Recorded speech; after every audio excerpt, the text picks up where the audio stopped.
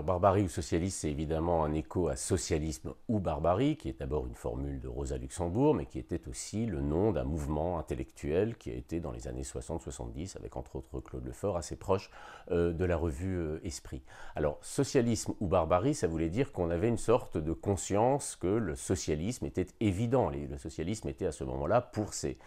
penseurs, quelque chose qui s'imposait comme une alternative à la barbarie, à la guerre, à la violence. Aujourd'hui, la violence, la guerre, la multiplication des injustices, mais aussi l'autoritarisme qui revient sont là, sont présents. Le dossier qui a précédé celui-ci dans Esprit sur les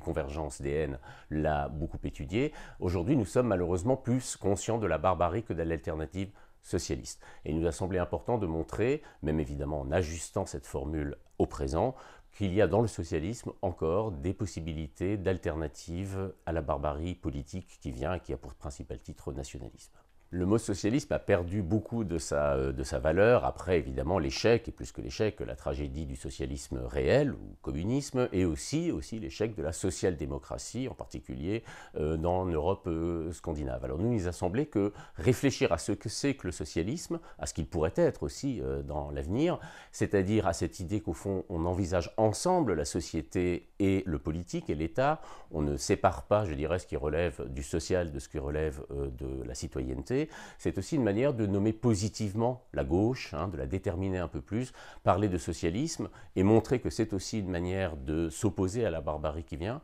C'est pas simplement sauver un mot d'une histoire corrompue, c'est aussi faire des pistes de propositions pour l'avenir tel que nous l'espérons. Le socialisme, sous toutes ses formes, pour le coup, révolutionnaire, réformiste, a toujours